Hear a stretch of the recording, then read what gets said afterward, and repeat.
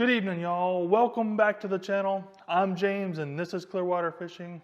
Today we're talking about which one you should spend more money on. Fishing reels or fishing rods? I believe this is a very important topic in fishing because you can invest a lot of money into fishing reels or fishing rods, and if you're not investing your money in appropriately, it could be costing you fish.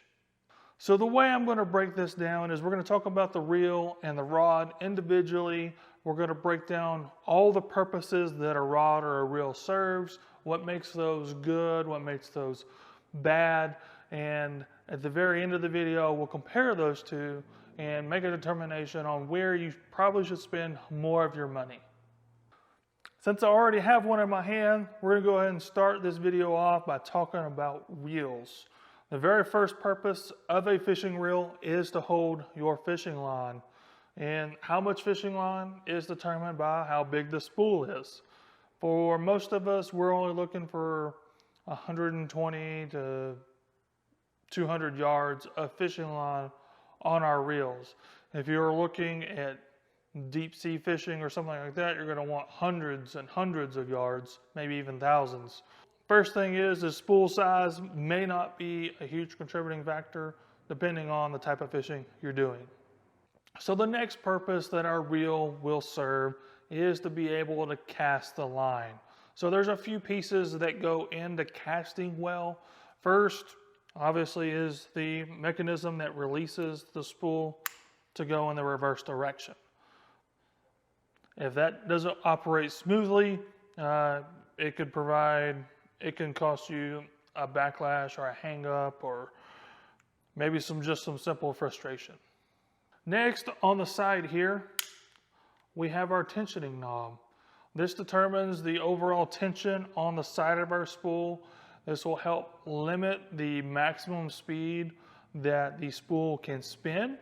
If this guy doesn't stay in a certain position and likes to move a lot, that could be quite a headache and cause a lot of backlashes during your fishing day. On the other side, we have our braking system. Now there's many different types of braking systems, from digital control to a magnetic braking system to a centrifugal force braking system. There's a few different kinds out there. I haven't really found any major cons with any of these. Now, if it's unreliable and you need to make constant adjustments to that, then your braking system is not very reliable and can cause you headaches throughout the day, costing you fishing time and possibly costing you fish. So after we cast our line out, we're obviously going to want to retrieve that line back in. And one of the major factors about retrieving your line in is the gear ratio. So a gear ratio is simply for one revolution of your handle, how many times the spool turns. So on this one, it is a 6.4 to 1 gear ratio. So for each turn of my handle, the spool will turn 6.4 times. Now, faster that is, the higher that number is, the faster your line will come back in. And obviously, the lower that number is, the slower your line will come back in. And also, the lower the number, the more torque you're able to put on a bait, and it's easier to retrieve that bait. But note that it will travel slower. Never had any issues with gear ratios. If you have a gear problem in your reel, it usually is junk at that point and it's time to get a new one. So if you have the right gear ratio for the right technique, you're good to go. Most of the time I'm using a 6 or 7 or an 8 gear ratio. Most of the time it's in the 6 or 7 range. I don't use an 8 except for maybe in flipping scenarios. So a 6 or a 7 will get you through almost any fishing scenario, so you may not need as many reels for all your techniques. So another thing about retrieving your line is your handles. Now, one of the big differences from reel to reel may be your handle length. So longer your handle length, the more torque you can put on your reel and the more force you can put on your lure to retrieve it, whether you're fighting a fish or you're just having a big old plug out there and you're pulling it back in. I've never had any issues with reel handles, so there's not really a whole lot to go wrong with them. Usually they either have a bushing or bearing system on the handles, on the little finger holds. Other than that, I don't think you would ever have any problems with one. So while you're retrieving, you catch a fish. So what goes into catching a fish? Your drag, your max available drag. So if you're putting 80-pound braid on here, you're wanting to crank this guy down, crank your drag down, and make sure there's no give toward the fish. Now, if you're fishing more finesse and you're using 8-pound test, you're going to want to loosen up your drag and allow that fish to pull a line off and not snap your line off. The only major issues I've ever had with drag systems is when I pick up a rod and I don't pull drag out immediately and test it and make sure it's going to pull appropriately. When rods and reels sit on your deck for a little while and you hadn't picked them up, even in a few hours or a few days or a few weeks, the drags will tend to stick. And you're going to want to, when you first pick it up, pull your drag out and make that initial break loose. Otherwise, if you're doing it for the first time while you're fighting a really big fish, you're going to be really disappointed when it doesn't work properly. Other than that, I've never really had major issues with drag. If you're doing heavy flipping scenarios, you're going to want a max drag that's really heavy, maybe in the low 20-pound range. Other than that, I've never had any major issues from technique to technique that requires more or less drag. So that's going to sum up the reel. There's lots of different parts and pieces to one. Lots of little things that can go wrong and kind of ruin your day or ruin the next few casts. But overall, if your reels are well maintained, you take good care of them, and you do all the right proper techniques and stuff as far as casting and retrieving, they'll last you a really long time. Even this really cheap Black Max that I have costs $50. I would not have any issues throwing it on any of my rods today. Maybe spooling up with some different line depending on the technique, but I would throw it on any rod and fish it on any technique, and I still would have confidence that it would perform. And now let's switch it on over and let's talk about the purposes of the rod. The first purpose of a rod is to hold your reel. So it needs to have a really good reel seat, preferably one that kind of locks in and doesn't loosen over time. These that I have here on these Guggen ones, they have clicks. So they lock in and are not going to let go of this reel and let it get all loose and wobbly where I have to tighten it during my fishing trip. The next primary purpose for a rod is to take the line that's in the water and guide it back to the reel. It usually does this through many different guides. This one has a bunch of them on there, and it will guide it all the way back. The only problems I've ever had with guides is either they bend and break off from me stepping on them, which, hey, that's totally the user's fault, or a ceramic insert cracking or breaking. That has happened a few times, which requires you replacing the whole guide. There's not really any inserts that can just press in. You just end up having to replace the whole guide, which is a process in itself. So we have to be able to hold our rod comfortably for many, many hours during the day. So if your rod handle is not comfortable or easy to use, it's not going to be a very good rod for you. So being able to hold a rod comfortably is extremely important. I do have a rod, actually it's over on the other side in my storage area. It actually has little holes for some reason, 2 little holes drilled into the side of the handle, and I cannot use that rod for more than maybe an hour at a time before wearing a blister on my hand from those holes. So if you don't have a comfortable rod, it's not going to be very useful for very long. So an extremely important purpose of a rod is to provide action to your bait, whether it's through twitches or being able to pop a bait free of grass, or just making sudden subtle movements that make spinnerbait skirts or chatterbait skirts just flash open and close again. All those can be caused by your rod, and if you have the right rod, that becomes extremely easy. And the purposes of jerkbait fishing, the right rod length is important as well.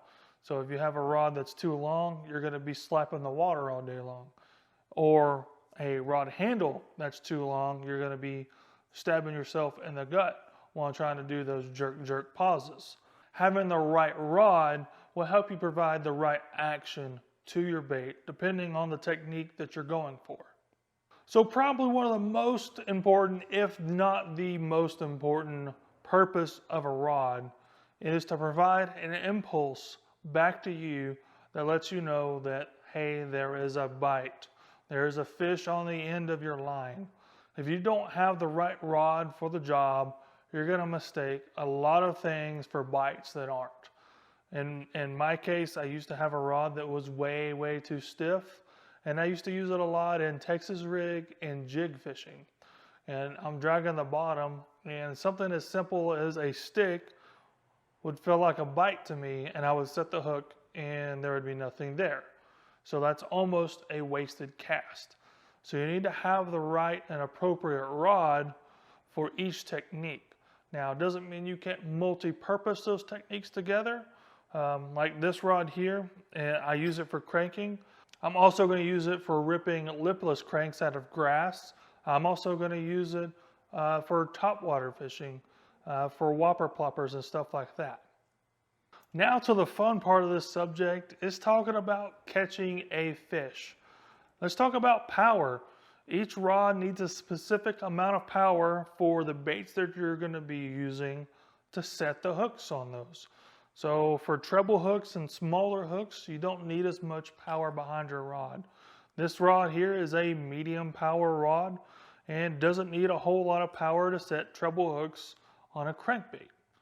But on the other hand, if you're fishing with a jig, I don't have one out right now, but if you have a jig and you have a big monstrous 6/0 hook on it, you're going to want plenty of backbone from a medium heavy to a heavy power rod just to plant that hook into the fish. So depending on the technique that you're using, you may want to adjust the power on your rod, which means you have to have a different rod. So we get the fish on, and it's important to keep the fish on. So depending on the technique that you're using, this one is a crankbait for an example, you're going to want some action in the tip. You're going to want to keep that fish pinned with your rod tip. This keeps the fish from throwing the bait. As long as the bait is not loose in the fish's mouth, he's going to have a hard time throwing that bait. This is more important like with a treble style hook than it is with a Texas rig or a jig. You can have a faster action tip, one that's going to return back faster on those because you're usually having one hook and your goal is to pin it all the way through their lip, and then there's no way they can throw it unless you let a lot of slack line on them, and that's all about gear ratio on your reel at that point. So after talking about both the reels and the rods, I think you heard me talk more about technique specific things on the rods themselves and much, much less on reels. So in my general opinion here, and you guys feel free to disagree, let me know in the comments below, you should spend more money on rods than you should reels. Reels are less technique specific and have, they do have several parts that can go wrong with them, and you do want to make sure they're of good quality and don't cause you to have bad days. But more important to me is to have a rod that performs and does all the right things when I am actually catching a fish or trying to put the right action to the bait. Not to oversimplify this, but a reel's job to me is a lot simpler than a rod's job because there are so many different things with a rod that you need to pay attention to when you're picking one up for a specific technique. Now don't get me wrong, I've spent a lot of money on reels and rods. I mean, I have this $50 Black Max and I also have this $180 Revo SX. I also have this almost $200 Shimano SLX DC. So I have spent money on both, and I will be honest with you, it is nice to have a really nice reel on your rods, but I found it more important to me to make sure you have the right rod for the right technique. So my recommendation is to find a reel that you like that has a few different gear ratios, a 6, a 7, and that's really all you need. If it comes with an 8, great. But find a reel that you like that's between $50 and $150 that you don't mind buying 4, 5, 6 times for your different techniques, for your different rods. Because if you're having to use the same reel, you're going to be very familiar with it every time you pick up a new rod. Now, on my case, I have 3 different bait casters on the deck, and they all 3 have a different reel. So when I first pick up one to try another technique, when I'm switching techniques, I have to actually get used to it in like 2 or 3 casts, which is a little bit of waste of time. And as far as the rod front goes, find the rods that best suit the techniques that you like to fish first. So for a general rod, you're going to probably want a medium heavy, fast action tipped rod. And that fits a lot of techniques, from Texas rigs to big cranks, to jig fishing, to fishing spinner baits, chatter baits, and many, many others. Having a medium heavy, fast action rod will fit a lot of your needs. And then build on from there. If you want to specialize in more of jig fishing, get you a more specialized jig rod. Make sure you can tell the difference between a rock, a log, and a fish. And that was just one example of many that I can give you. So if you enjoyed this video or learned something from it, make sure you smash that like button. I'll really appreciate it. And if you have a few friends that you want to share this video with, I'll appreciate that as well. It'll help me keep growing this channel for you guys. Thank you guys so much for watching. I'm going to put up a couple more videos about rods and reels that you might want to check out.